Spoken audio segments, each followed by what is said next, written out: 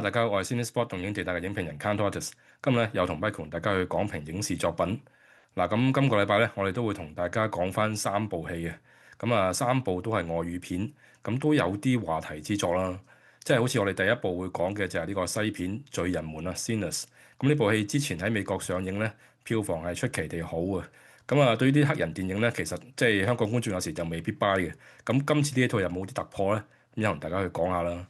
咁啊，之後就講套韓片，就叫《那些年的我們》，聽個名就熟口面啦。咁啊，因為咧呢套戲其實係改編自台灣電影《那些年我們一起追的女孩》啊，當年嘅一個經典愛情片。咁啊，其實呢個戲之前都改編過好多唔同嘅版本啦。咁啊，今次呢個韓版咧，又會有冇啲新嘅意思喺度咧？咁又同大家又講下啦。咁啊，最後就講翻早2個禮拜喺香港上嘅呢部西片啊，驚慄片就係呢個還魂啊，《Bring Her Back》。咁呢部戲咧就係又係即係呢個 A24品牌嘅新片啦。咁呢個導演即係呢個兄弟班之前都拍過一部《守靈》，都我記得我哋評過都唔差嘅嗰個感覺。咁所以今次呢一部又會唔會即係再下一城咧？咁又同大家去講下啦。嗱，咁首先就講咗呢一個話題之作先啦，罪人們先啦，就係呢個黑人導演 Ryan Coogler 嘅最新作品啦。咁呢個都可以話係最近即係炙手可熱嘅黑人導演啦。好似之前拍黑豹就大受歡迎。咁啊，今次咧佢又再同佢呢個好拍檔啊，呢個幕前嘅演員 Michael B. Jordan 合作。咁其實佢哋兩個開始即係成名嗰陣時咧，都係靠一齊合作啊，即係拍呢個 Fruitvale Station 而成名嘅。咁啊之後好多次都合作過噶啦。咁啊今次又再一齊玩。咁啊喺美國票房咧就係非常之好啦，好似頭先咁講。咁亦都被視為一種所謂怪雞嘅溝片啊。嗱，咁我開頭睇完咧，我就覺得即係令我諗起呢部戲咧，就係之前早輪我哋講過一部戲咧，就係叫 Nope。即係嗰部即係講飛碟嗰部戲啦，其實都有啲似啊，都係講黑人，亦都係有啲心意啊。嗱，咁啊 Michael，咁我知道你對黑人電影咧就唔係部部都咁中意啦，好似你之前都講過話一部西部片咧就非常之唔啱睇嘅。咁啊呢部又會唔會有啲唔同嘅觀感咧？其實呢套戲咧，初初知道佢會拍嘅時候咧，都滿有期待，因為喺美國南部啦，即係速盧嘅州份嗰度啊，講呢個吸血鬼嘅故事啊，咁就會好自然令人聯想到啊，就係啲即係扮地主啊，咁樣好似即係吸血鬼咁樣去即係抽乾啲黑人奴隸嘅血咁樣啦，咁都覺得係幾有諗頭啊。咁但係其實睇咗之後咧，咁覺得咧呢套戲都係有講呢個歧視啦，講對自由嘅追求啦。但係其實佢重點咧，我覺得更加係放喺呢個歷史同埋呢個音樂上邊啦。咁你當佢恐怖片嚟睇嘅話咧，就可能未如理想。但係如果你想即係了解美國嘅黑人歷史啊同埋文化嘅話咧，咁我覺得呢套戲都係幾可觀嘅。咁好似你咁講啦，即係如果你黑人歷史啊有啲興趣，咁當然會好睇啦。咁但係相對嚟講，我覺得即係呢類型嘅戲咧喺香港就未必一定咁容易 sell 啊，因為始終佢嗰個地域味比較濃啲啦。即係好似你話，即係如果你話黑人或者種族衝突呢樣嘢咧，喺香港我覺得係唔係咁容易攞到共鳴咯。因為始終香港人即係嗰個族裔意識咧就唔係話真係咁強，因為你始終喺香港咧就以係華人社區為主啦，真係嘅少數族裔就唔係話真係太多嘅啫。咁如果你話講到好似美國黑人同白人嘅鬥爭啊，又或者黑人嗰啲切膚之痛咧，咁我諗即係香港人睇就可能有少少隔岸觀火啊，即係所以投入劇情方面可能會有少少問題。咁但係好似你咁講啦，呢部戲其實除咗係一個講族裔衝突之外咧，亦都可以即係如果你唔就算你唔睇呢個深一浸，淨係睇表面嗰浸啊，即係講啲音樂啊、歌舞啊，又或者啲喪屍啊嗰啲，即係當為一個溝片咁睇咧，咁其實佢都有一定嘅即係有某啲嘅娛樂價值喺度嘅。咁所以我覺得即係呢部戲亦都唔係話即係好似之前你講其他啲黑人電影咁樣咁難消化，咁都有啲商業價值喺度咯。咁啊係啊，即係其實我覺得即係如果香港嚟計嘅話咧，可能係早期嘅殖民時代嘅觀眾咧，咁即係經歷過嗰個階段嘅話，就可能會比較即係能夠體會到即係黑人嘅感受啦。咁始終香港都係一個以華人為主，我哋即係亞裔係屬於主流嘅社會，咁所以對於有陣時即係呢啲即係被歧視啊，被呢個不公平對待嘅話，個感受可能未必咁強烈啊。即係你反而可能即係喺香港生活嘅南亞人，佢哋嗰種感受可能會比較即係深刻一啲。另外咧，即係其實呢套戲我都想話，即係佢其實都幾反映到即係當年即係喺呢個美國啦，雖然話係過咗呢個即係解放咗黑奴啊，又經過呢個即係世界大戰啊，即係黑人都有當兵啊，同埋即係好多時候都係感覺上好似係平等咗，但係又未真係好平等。咁無論喺即係南部速六嘅州份啦，即係佢哋仍然都係即係被歧視啦，有種族隔離嘅政策啦。咁就算去到一啲大城市啊，例如即係呢個裏邊嘅兩兄弟去咗芝加哥，佢哋感受到嘅亦都係一種即係唔同嘅歧視啦，同埋不公平嘅對待。所以喺套戲裏邊咧，經常係有呢啲嘅對比啦，即係鄉鎮啊，同埋呢個城市啊，呢個人嘅待遇啊，各方面嘅比較啦。咁我覺得都係幾有趣嘅，同埋即係當中啦。仲有呢個牽涉呢個亞裔啦，咁其實喺好多時候，即係大家講緊即係美國黑人嘅不公平對待嘅時候，可能就忽略咗其實我哋亞裔都喺美國啊，其實都係被歧視嘅一群嚟嘅，尤其是係喺即係較早嘅時候啦，咁好多都係不公平嘅政策啦。咁喺套戲裏邊，你會見到即係兩公婆啊，即係亞裔嘅，即係華人嘅兩公婆啦，佢哋喺唔同嘅商店嗰度去做嘢啦，咁。老公就喺一間即係butcher shop，即係嗰啲肉檔嗰度去做嘅，咁就係屬於即係比較低下少少啦，即係啲要斬肉啊，要成啊。咁佢太太就係另外一間即係賣米啊、賣豆啊，即係好似比較高級啲白人婦女會去個鋪頭嗰度。所以你見到都有一啲好微妙嘅地方，去帶出當時嘅社會環境同埋風氣。咁如果大家對呢個美國黑人歷史有興趣嘅話，其實呢套戲都係幾得意嘅咯。係啊，咁我又想講翻少少，即係拉翻講下呢個戲嘅所謂通俗娛樂嘅價值啦。因為頭先開頭我都話，即係呢部戲嘅商業計算都好似幾精準。咁但係大家又唔好話期望太高。咁尤其是如果大家睇到個故事大綱或者簡介咧，咁好不其然真係可能會諗起即係90年代一部經典嘅喪屍片啦，就係呢個殺出個黎明啦，即係 From Dusk Till Dawn 啦。咁可能會覺得，咦係咪即係呢部戲黑人版嘅呢個殺出個黎明咧？咁如果大家睇落去就會發覺，其實唔係嘅。咁好似你頭先咁講啦，其實部戲就音樂為主，咁啊，所以其實所謂嘅打喪屍咧，就唔係話真係咁多戲嘅啫。咁啊，再加上前半咧，其實都有幾長時間嘅文戲 build up 啊。咁如果大家一嚟就諗住睇啲動作啊，又或者啲節奏爽快嘅戲咧，咁可能會有啲失望啊。因為到其實去到差唔多中後段開始喺嗰個酒吧開幕派對嗰度咧，就先開始叫做嚟料嘅。咁所以就係即係呢方面，大家最好有個心理準備啦。咁但係始終咧，我覺得即係好似你咁講咧，就部戲主題咧，其實都係講個音樂嘅變化。咁我覺得呢方面好似你都有啲研究啊，係咪咧？咁啊係啊，即係睇完套戲之後啦，咁啊特別即係做多少少資料搜集啦，因為套戲佢其實環繞住即係黑人嘅音樂啦，就叫藍調啦，英文就係 blues 啦。咁呢個係好美國嘅黑人嘅傳統文化嚟嘅。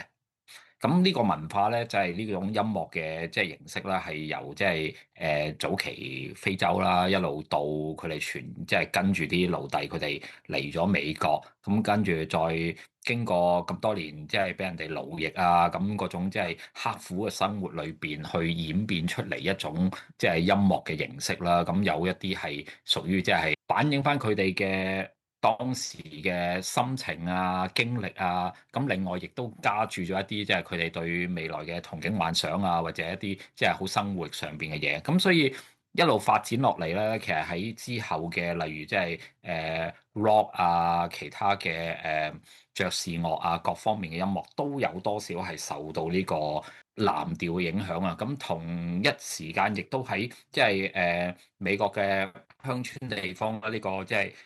鄉村民謠音樂就係比較屬於白人嘅音樂啦。咁漸漸呢兩樣黑人同埋白人嘅傳統文化音樂咧，亦都係慢慢即係發展啊。咁跟住後來去開枝散葉，所以套戲裏邊係幾着重呢一樣嘢嚟講。咁就講話即係其中一個男主角啦，就係呢個叫做即係牧師個仔啦，咁啊叫阿 Sam 啦，就係有一種即係好令人哋即係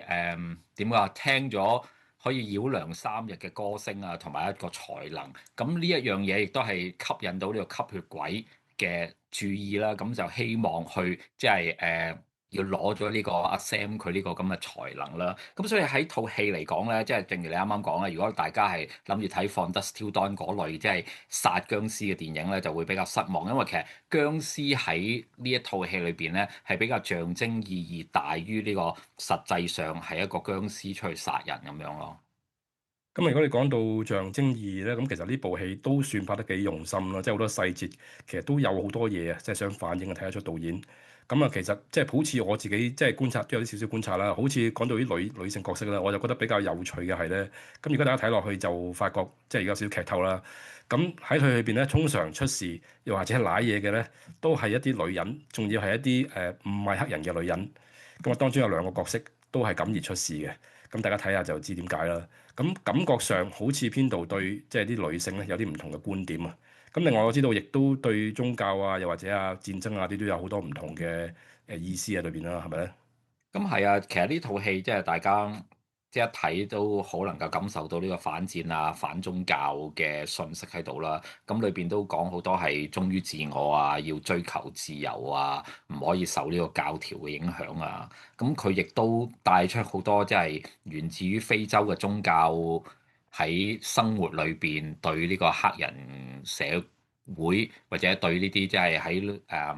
奴隸農場裏邊去做嘢嘅黑人嘅一啲即係影響啊，或者對佢哋嘅一啲意義價值喺度啦。咁嗰啲就叫巫毒教啦，或者有啲人叫稱為伏都教啦。最得意嘅，我覺得咧就係裏邊嘅印第安人係好人嚟嘅，即係如果你睇翻嘅話咧，其實追殺呢個僵屍嘅咧，其實係一個印第安人啦。咁佢哋亦都係嘗試去即係救唔同嘅人，咁但係即係如果啲人唔願意受救嘅話，咁佢哋亦都冇辦法啦。咁所以呢啲咁樣嘅即係信息咧，其實係幾得意咯。咁我知道其實睇呢套戲好多人都會即係去解讀啊呢套戲啊，即係再諗盡辦法，即係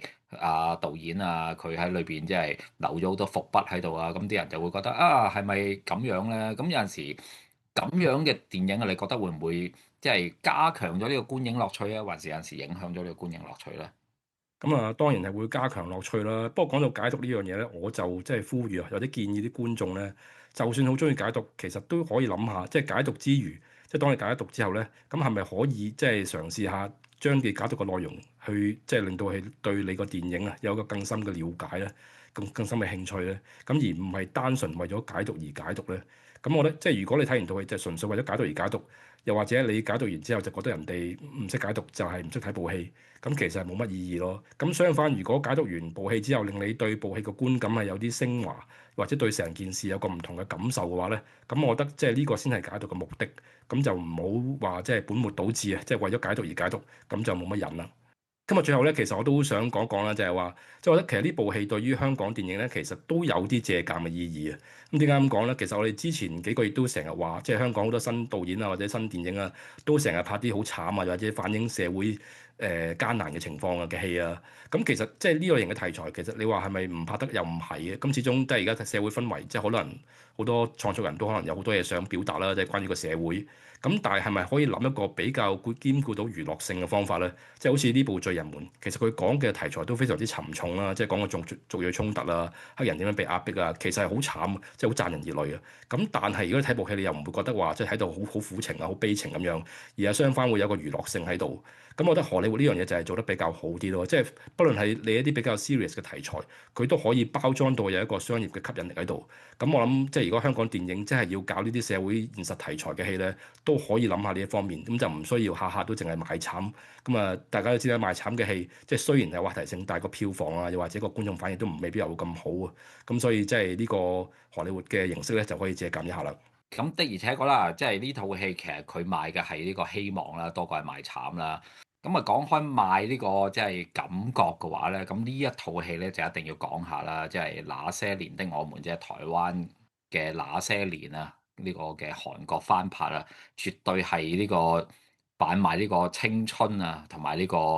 懷舊情懷啊。咁啊，你睇完之後覺得即係呢套戲都改咗好多次啦，即係2018年又有日版，2024年又有呢個泰國馬拉版，咁啊今年2025年有呢個韓版。咁你覺得值唔值得咁樣不停去即係翻拍咧？又喺唔同嘅地方都有好似有個唔同嘅版本。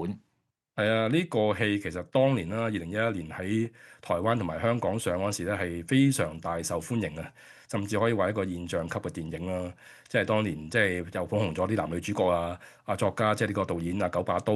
亦更加紅啊，即係搞到佢。咁所以當年係印象好深刻嘅，即係包括個故事都係。咁所以即係雖然事隔嗰十幾年啦，我記得即係舊版可能我都係睇過一次或者兩次咁多啫。咁但係我都幾記得啲劇情嘅，尤其是佢結局嗰場婚禮戲咯，我諗大家都記得啦。咁所以今次韓版咧，你話故事上咧其實就唔係話真係咁大驚喜嘅啫，因為佢都幾忠於原著啊，即係有主體嘅故事嚟講，即係包括呢個人物嘅設定啊，又或者佢嗰個學校啊，又或者佢嗰個成個 flow 都係跟翻原著嘅。咁所以如果你係睇過原著，亦都比較清晰地記得原著內容的話咧，咁呢個新版就可能個吸引力就唔係太大啦。咁另外仲有一個原因，我覺得就個吸引力唔係咁強啊。不過一陣間先講。咁啊，首先又問下你先啦，你又 buy 唔 buy 咧呢套？咁其實我 buy 呢一套戲㗎啦，咁點解我 buy 咧？就因為我覺得條橋掂啦，最簡單就係因為九把刀呢個古仔係好多即係少男啊，即係當年個個都有暗戀過嘅女仔啦。咁通常暗戀啊或者追過又失敗咗嘅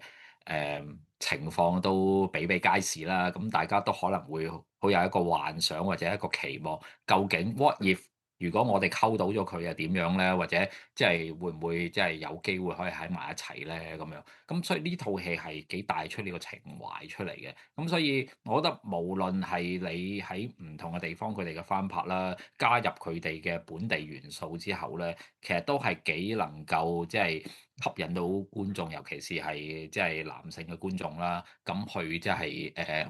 去欣賞呢套戲，跟住緬懷翻自己過去嘅青春咁樣咯。嗱，咁頭先我就話，即係呢部戲有一個地方同原著好唔同嘅，咁令到我覺得就冇咁好睇嘅。咁我諗最大原因就係話呢部咧其實就係即係清新化咗成個故事啊。咁如果大家記得原版的話咧，都有唔少所謂鹽花，即係一啲鹹鹹脆脆嘅情節嘅。咁好似主角又喺上堂，即係對住個 Miss 打飛機啊，又或者佢成家人食飯又中意剝晒衫啊嗰啲，即係好多呢啲咁嘅小細節。咁即係可能即係呢個都係原作者即係九把刀嘅一個創作特色啦。即係佢好多小説啊，都係賣呢啲所謂一啲情色啊，但係有啲搞笑啊，再加上流行文化大集會咁樣。咁但係即係喺呢個韓版咧，就唔知係咪因為導演唔同啦，即係導演風格。即係呢個韓版咧，我睇翻資料就係一個女導演嚟嘅。咁當然啦，就唔係話女導演唔拍得情色啦。大家都知道有啲女導演都拍得好勁啦，情色可以拍得好睇啦。咁但係好明顯地，今次呢位導演咧就傾向就係 focus 翻喺佢嗰個愛情嘅故事啊，即係呢個兩小無猜嗰種愛情嘅關係上邊，多過係想好似延續翻原著嗰個鹹脆嘅特色咯。咁所以呢方面係比較失色啲嘅。咁尤其是其實呢個電影版本身啊，即係原版，我記得睇翻以前九把刀啲訪問咧，曾經佢都講過話，套戲啲有某部分靈感咧，可能係嚟自90年代啲港產片啦，好似當年嘅一啲性喜劇啊，即係好似個記得香蕉成熟時啊咁樣。即係呢類型嘅戲，通常係比較重視翻嗰啲中學生啲性啟蒙啊，所以先有咁多呢啲所謂嘅性嘅情節喺度啊嘛。咁但係即係呢個韓版咧，基本上呢啲嘢全部冇晒啊，即係成為一個純過蒸餾水嘅一個愛情故事啊。咁當然啦，如果你中意睇啲純過蒸餾水嘅故事，會好睇啦。咁但係即係如果你想即係重溫翻原版嗰種特色咧，咁就可能會有啲失望啦。咁可能我個人比較正經啦，咁即係我覺得呢個美化咗嘅青霎童話版咧就比較啱我啦，因為你咁樣講翻，我又的而且確諗翻起啦，當年睇呢個九把刀啦，即係台灣版嘅時候啦，咁其中一個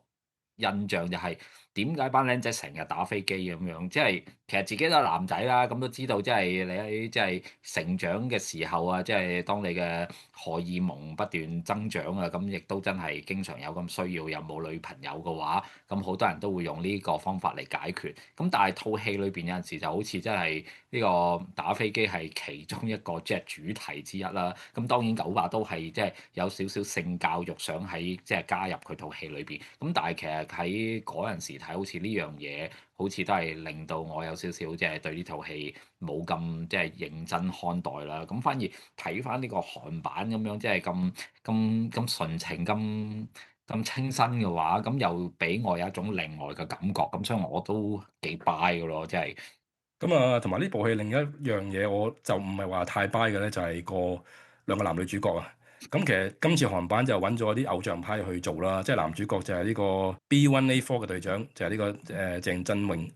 咁另外個女主角咧就係呢個 Twice 啊，就呢個樂團嘅成員啊，呢個金多賢。但係如果你話同舊版啊，即係原版相比咧，我覺得係有好大嘅距離嘅。即係舊版當年啊，柯震東其實係即係第一次做男主角。係非常之令人即係一個一鳴驚人嘅表現㗎嘛。咁啊佢後來其實都甚至係紅遍呢個大中華地區啦。咁啊只係因為即係呢個有啲醜聞出咗事，咁搞到佢喺大陸就冇得撈。咁啊所以之後先沉寂咗。咁啊但係後來佢都出翻嚟，即係拍台灣片，亦都有唔錯表現啊。咁證明都係一個有天分嘅一個演員啦。咁啊女主角更加唔使講啦，當年舊版啊陳妍希直情係成為咗呢個大眾女神添啦。咁所以如果你話相對嚟講，今次個嗱韓國版嘅男女主角咧，即係不論呢個外形啊，又或者嗰個演技上面咧，其實都好似同原版有唔少嘅距離啊。尤其是有女主角，即係演技就唔使講啦，淨係成套就係噎棚牙喺度笑，咁個樣又好似真係唔係咁女神級。就算即係你以呢個韓國女演員，即係啲青春少艾嘅女演員嗰啲班底嚟講咧，亦都唔係話即係高質嗰種啊。咁所以係即係呢方面就比較令人失望咯，亦都比較令人難去投入到呢個愛情嘅故事啦。呢個又的確係成套戲嘅敗筆啦，即係睇呢套戲嗰時候，第一個感覺就係、哇個女主角咁唔靚嘅，一啲都唔自然，同埋即係唔知點解佢好似個表情好僵硬咁，淨係識得依起棚牙喺度笑咁樣，其他一啲表情都冇。咁因為我睇完呢套戲之後，我又的確即係睇翻九把刀嗰個即係那些年我哋一齊追的女孩啦。咁睇翻陳妍希嗰陣時個演出啊，係的確係好好多，即係一比之下，即係高低立見啊！咁我覺得呢樣嘢就真係麻麻地啦個女主角，但係同你唔同，我就覺得個男主角係 OK 嘅，即係個男主角即係雖然個樣就唔係真係太似中學生啦，咁但係佢嘅演繹，我覺得都係幾純情少男咁樣，咁都幾 OK 嘅，尤其是即係佢哋即係兩個玩，即係落雨天潑水咁樣啦，即係呢啲好即係點講咧，好鬼死即係維他廣告嗰啲咁樣嘅嗰種感覺嘅，咁都幾有 feel 嘅都。咁啊，整體嚟講啦，咁我覺得即係呢部戲，如果你話製作水平嚟講都唔差嘅，始終韓國人拍啲愛情片都係好熟手啊嘛。咁但係另一方面就會覺得，即係對於韓片嚟講咧，就有少少失落嘅感覺啊。因為如果大家諗翻起咧，其實呢一類型所謂青春愛情片咧，喺當年千禧年咧，可以話係即係韓國係第一手啦。即係話基本上即係如果全亞洲嚟講，佢哋係差唔多最 top 噶啦。包括即係當年即係風靡亞洲嘅呢個我哋野蠻女友啊，又或者呢個假如我有天意啊，呢啲戲都非常之勁嘅，咁吸引咗好多即係華語片嘅模仿啊。咁我諗包括即係呢個那些年原版咧，其實都有少少參考咗即係呢啲韓國嘅經典嘅。咁但係而家調翻轉頭啦，就反而咧係韓國人咧去即係去攞翻呢啲佢嘅模仿者啊去翻拍啊，即係好似之前聽説又係啦，即係加上呢套又係啦。咁所以都其實幾令人唏噓嘅，即係作為一個本來係一個第一把交椅，咁而家就變咗仲要學翻呢個模仿者。咁啊，所以就呢一方面係有少少令人覺得惋惜咯。咁啊，我從一個即係哈夫嘅角度嚟睇啦，咁我覺得呢樣嘢要即係hats off to 呢個即係呢個台灣嘅流行文化啦，即係佢哋而家都可以輸出出去啦。咁你知道其實兩岸三地嘅文化都各有不同，各有千秋啦。咁佢哋可以即係古仔啊，即係令到即係亞洲其他地方啊，無論係韓國、日本啊，甚至即係星馬泰都係會去抄佢嘅話，咁都代表即係喺呢個流行文化上邊咧，都即係可以話佔有一個席位啦。咁另外即係都要講啦，即係其實九把刀即係我再想讚下佢啦，因為佢其實呢條橋係真係幾掂㗎啦。咁你知道啦，即係好似發哥仔，即係周潤發都有首歌叫《舊情人》啦，裏邊都唱啦，啊舊情人係一個做到最好編錯失嘅結局。咁其實九把都幾能夠將呢一樣嘢啊，去化為一個古仔去講出嚟。咁其實你唔同嘅地方走去翻拍佢嘅話，其實注入一啲本地元素嘅話，其實都係令到呢個古仔可以歷久常新嘅一樣嘢啦。因為喺台灣即係啲僆仔可能中意打飛機啦咁樣，咁喺韓國咁就比較純情啲係嘛？啲僆仔僆妹都係玩下潑下水啊咁樣。咁跟住喺日本又有唔同嘅方法，喺呢個泰國嗰度亦都可以即係加一啲唔同嘅元素。咁同埋呢啲元素係可以冇一個肯定嘅，即係其實即係創作者加翻佢可能以前即係青春時代啊拍拖嘅嘢落去。咁所以係幾有呢個彈性啊，同埋幾俾到空間俾大家嘅觀眾啊或者創作人去加入一啲嘢。咁所以我覺得。就係因為咁樣樣嘅話，所以呢個翻拍就真係長拍長有啊！因為條橋掂 sell 青春，所以冇得頂嘅。咁啊，最後我想補充多一句啦。咁我記得我之前同你傾，你都即係有同討論過個關於戲裏邊削減咗啲鹽花嘅問題啊。咁你都有問咗嗰句係咪話即係韓國人比較保守啲咧？咁其實我諗又未必一定嘅。咁如果我記得的話咧，千禧年冇耐嗰時咧，其實韓國都有一啲性喜劇嘅。咁有一部我都值得大家去留意下啦，或者翻睇下啦，就係一部叫《Sex Is Zero》啊。咁香港都有上嘅，嗰陣時好似叫做我班 friend 好搞嘢。嗰部咧就真係一個校園嘅性喜劇啦，亦都係我諗相信啊，即係可能九把刀亦都有參考過都唔奇。咁如果大家有興趣，都可以揾嚟睇下咯。嗱，咁講完呢一個韓國嘅那些年的我們之後咧，又跳翻去呢個西片啦。咁啊，但係呢個就其實唔係荷里活嘅作品，就係呢個澳洲電影啊，就係呢個還魂 Bring Her Back。咁就係由即係呢個 A24嘅出品啦，亦都係而家成為咗呢個金漆招牌啦。咁導演咧就係呢一個菲利普兄弟啊。咁呢兩兄弟咧，其實就首先就係由拍呢個 YouTube 走紅嘅，即係大家都知啦。而家好多新晉導演都係拍 YouTube 成名。咁啊，佢哋兩個咧就之前咧就拍咗一部劇情片啦，就係呢個《首領 Talk to Me》。咁嗰部戲咧，其實你話新意就唔係話特別強，咁但係佢都有啲特色，再加上佢嗰個意識形態又同荷里活即係販賣嗰種價值觀又有少少唔一樣，咁所以當時大家睇嚟都有少少驚喜嘅。咁啊，今次呢部亦都係即係一個驚慄片啦。咁啊，Michael，咁啊作為一個驚慄片嘅 fans，咁呢部你又點睇咧？我覺得成套戲最吸引人係張海報咯，套戲我覺得就麻麻地啦。如果你想係睇呢個恐怖片或者呢個驚慄片嘅話，咁即係如果我再講嘅話，就會有少少劇透啦。咁我喺未劇透之前，咁啊先俾你再即係講一講套戲你欣賞佢嘅地方喺邊度啦。咁我諗呢套戲即係比較大啲嘅賣點就係啲演員啦，尤其是嗰個女主角啊，就係由呢一個即係都算係影后級嘅人馬呢個 Sally Hawkins 去做啦。咁如果大家記得嘅，佢一部比較經典嘅作品就係呢一個忘形水啊，Shape of Water。佢啲演技就不容置疑啦。咁再加上導演都應該好中意嗰部戲啊，咁裏邊都有啲 reference。咁如果大家睇落去就會知㗎啦。咁啊，另外呢部戲其實都有少少即係都保留翻西方驚慄片嘅傳統特色啦，就係賣啲血腥啊、核突啊，多過係賣個 mood 啊。即係大家知嚟講睇日本片驚慄片就經常係賣啲氣氛嘅營造啊。咁但係西片咧就好多時都係即係講下啲血漿多少啦。咁今次呢部就唔使講啦，即係即係主要真係都賣好多血漿。咁尤其是喺個少年演員啊，呢個 Oliver 個身上面咧，就係有好多驚慄嘅場面啊！咁其中有幾場戲係特別令人哋睇到心寒嘅，我諗都會。咁大家到時睇嗰時就特別留意下啦。即係我覺得呢個成套戲裏邊咧，其實即係你話除咗 Sally Hawkins 之外咧，呢位小演員嘅表演咧都非常之令人難忘嘅，甚至有少少震驚添嘅。咁即係可以話係即係英雄出少年啦。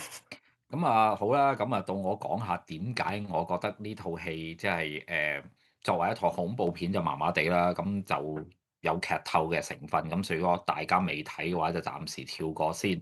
咁其實呢套戲講嘅一個主題就係呢個喪親之痛啦。咁喺裏邊無論係呢個即係飾演繼母嘅羅拉啦，佢失去咗佢嘅女啦，又或者係呢個男女主角啊，呢個派帕啊，或者係安迪呢個即係小兄妹啦，咁佢哋係失去咗父親啦。咁其實裏邊係即係導演佢想帶出嘅就係充滿住唔同嘅人啊，對住呢個逝者嘅唔同嘅執念啊、眷戀啊，或者一啲唔能夠磨滅嘅傷痛啦。咁其實睇翻即係資料就話，即係導演啊菲利普兄弟佢哋喺拍呢套戲嘅時候，其實係佢哋有一個即係親戚啦，亦都係失去咗佢哋2歲嘅兒子啦。咁所以佢哋拍呢套戲嘅時候，其實都係幾 raw 嘅，即係佢哋嘅情感啊。因為即係屋企人有呢個咁嘅情況啦，咁亦都睇到佢哋嘅 cousin 即係放唔得低啊，或者即係即係好悲痛啊、好傷痛嘅話，咁所以佢哋喺拍嘅時候，亦都係注入咗好多呢啲咁個人嘅情感入去呢套戲裏邊嘅。我睇嘅時候就覺得其實嗰個即係佢哋喺呢套戲裏邊用咗一個視障嘅女仔啦，呢個亞裔嘅女主角啦，其實係一個視障人士啦。咁其實佢幾形象化咗，即係話知人口面不知心，即係好似大家覺得佢一路都睇唔清楚佢周圍嘅人，即係點樣嘅一個情況啦。咁即係好多時候佢好想知道人哋點樣對待佢，點樣看待佢。咁但係佢身邊嘅人就唔知點解不停都係同佢講一啲即係大話，或者無論係善意嘅，或者係惡意嘅咁樣。咁所以其實幾形象化，你睇到呢個情況啦。咁同埋對比翻其他嘅角色嘅話，你會幾睇到即係佢哋點解對呢個生同埋死有呢個即係好似好睇唔穿嘅話，咁某個程度上你會發覺即係其實哇個視障嘅女仔佢其實個心水仲清過呢啲在世嘅人，但係佢哋點解會對一啲事物睇唔清楚，就係因為佢哋內心嘅一種傷痛啊，或者一種即係執念啊，或者即係對一啲嘢嘅恐懼冇辦法揮之得去嘅話，咁就會好影響咗佢哋啦。咁所以我睇嘅時候覺得呢套戲即係你話純粹從呢個作品去帶出一個信息啊，或者帶出一個對呢個喪親之痛大家唔可以太過執着嘅主題嘅話，我覺得係做得成功嘅。但係如果你將佢當做一套恐怖片嚟睇嘅話咧，咁我覺得佢就係做得冇咁好嘅。咁你反而睇翻啦，即係如果你話要夠 creepy 嘅，即係夠真係好恐怖嘅話，你睇翻麥浚龍嗰陣時香港嗰套僵屍啦，咁裏邊阿鮑起靜嗰